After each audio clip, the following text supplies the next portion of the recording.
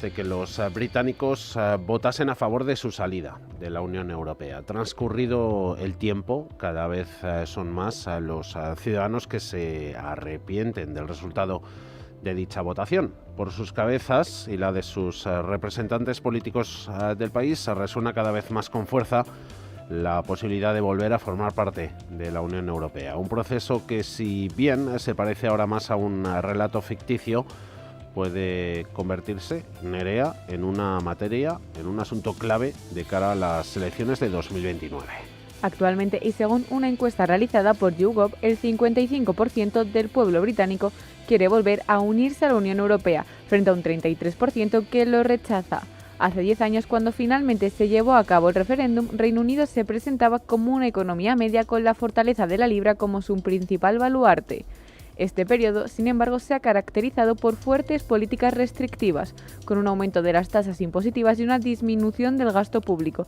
Todo ello para conseguir unas cuentas públicas saneadas, objetivo que, si bien no se ha dejado de lado, ha eclipsado otros como el crecimiento o la creación de empleo. A todas estas dificultades hay que sumarle la aparición de otros factores geopolíticos que en 2016 pasaron totalmente desapercibidos y ahora se presuponen como una piedra angular para cualquier país. Hace 10 años, la OTAN se contemplaba como un organismo sólido contra Moscú, principal amenaza del momento. Además, los partidarios del Brexit argumentaban que el país podría prosperar fuera de la Unión Europea a través de nuevos acuerdos y asociaciones ajenas al organismo. Esta visión parece destrozada en un contexto actual en el que Rusia ha lanzado una invasión a gran escala sobre Ucrania. Estados Unidos, bajo el mandato de Trump, ha debilitado el papel y reputación de la Organización del Atlántico Norte y el comercio mundial está sometido por amenazas arancelarias y políticas proteccionistas a nivel global. Para un país de mediano tamaño como Inglaterra, enfrentarse individualmente a la lucha de gigantes que supone la geopolítica actual podría convertirse en una auténtica odisea. Los ciudadanos británicos no son los únicos que observan con buenos ojos una reincorporación a la Unión Europea. Muchos de los miembros del Ejecutivo también lo hacen, a pesar de la contundente negativa del premier británico Keir Starmer a regresar al grupo de los 27, el 83% de los miembros de su partido, el laborista, optan por volver al bloque. Uno de los principales abanderados de esta causa es Sadiq Khan, alcalde de Londres, quien sostiene que el Partido Laborista debería comprometerse en las próximas elecciones generales a reincorporarse a la Unión Europea. Una forma de hacerlo es generar riqueza y prosperidad, y la mejor manera de lograrlo es volver a integrarse en el mayor bloque comercial que tenemos a nuestro alrededor, la Unión Europea. Antes de las elecciones generales creo que es difícil volver a la Unión Europea. Lo que sí podemos hacer antes de esas elecciones es volver a la Unión Aduanera y al mercado único y presentarnos a los próximos comicios con un programa y una promesa clara. Si el Partido Laborista gana las elecciones, volveremos a ingresar en la Unión Europea. The next general election, we will rejoin the European Union. Las negociaciones con la Unión Europea, en cambio, tampoco serían nada sencillas. Gran Bretaña, casi con toda seguridad, no recibiría el mismo trato especial que disfrutó cuando fue miembro por última vez, incluyendo un reembolso en su cuota de membresía. La Unión Europea también podría pedir al Reino Unido que cambie la libra por el euro. Para Starmer, uno de los mayores inconvenientes es precisamente la principal propuesta de la Unión Europea, un programa de movilidad juvenil que facilite el flujo de menores de 30 años entre ambos lados del Canal de la Mancha. Desde el Centro para la Reforma Europea, un estudio reciente revela que si Londres y Bruselas consiguen alcanzar ciertos acuerdos relacionados con la integración, supondría, a lo sumo, elevar el PIB británico entre un 0,3 y un 0,7% sobre las cifras previstas.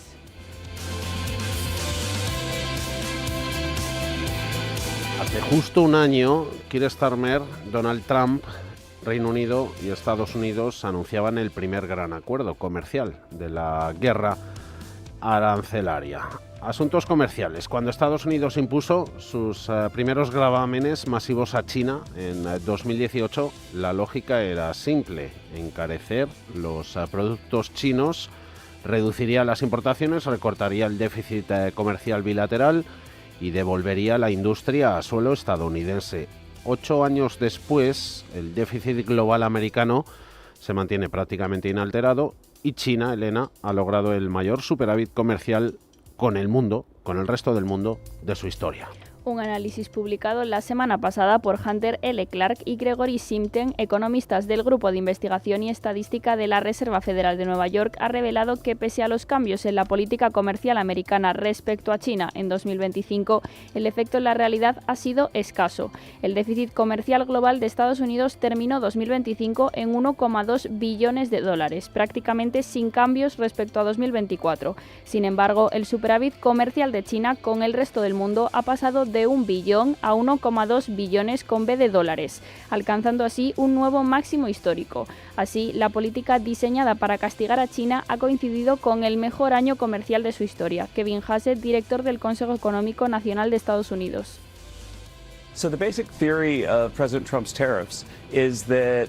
La teoría básica de los aranceles del presidente Donald Trump es clara. Importamos productos de China, pero tenemos productores en Estados Unidos que podrían producir esos mismos productos, quizás a un precio ligeramente superior.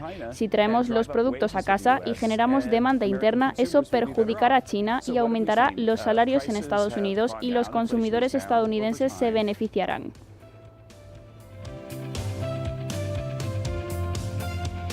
La triangulación comercial de China es la respuesta a esta situación. El gigante asiático ha conseguido llevar a cabo toda una reorientación del comercio a través del sudeste asiático y en particular a través de los países miembros del ASEAN, Vietnam, Tailandia, Malasia, Indonesia y sus vecinos. Con una tasa arancelaria efectiva del 34% sobre las importaciones chinas frente al 25% sobre las procedentes del ASEAN, hay incentivos para que el origen declarado de las mercancías se ajuste a la conveniencia fiscal.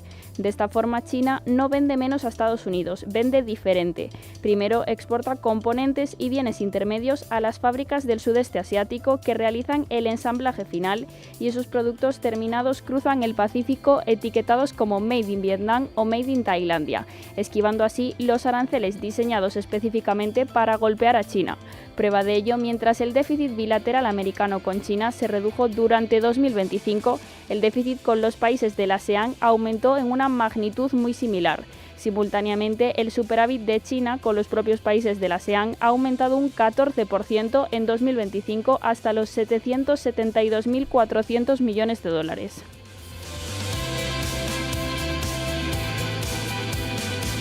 La dimensión cuantitativa de los componentes chinos que fluyen hacia el ASEAN confirma que el Made in Vietnam es en muchos casos un envoltorio sobre tecnología china. De los casi 70.000 millones de dólares que aumentó el superávit de China con la ASEAN en productos tecnológicos, 47.000 millones corresponden a insumos como procesadores, memorias o pantallas. De esta manera, China no ha perdido su posición en la cadena de valor tecnológica global.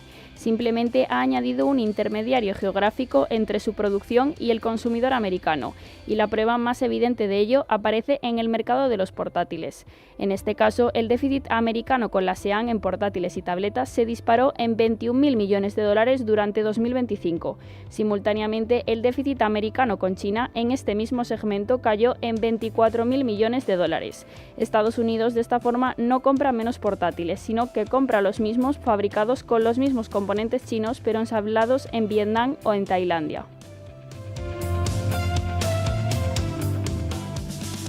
8 años después del inicio de la guerra comercial con China, los aranceles han encarecido productos para consumidores y empresas, han sembrado incertidumbre en las cadenas de suministro globales y, lejos de aislar a Pekín, como pretendía Washington, han reforzado su integración económica con el sudeste asiático. Mientras tanto, China no solo ha firmado el mejor año comercial de su historia, sino que ha afianzado su control sobre los componentes clave de la cadena de valor tecnológico mundial.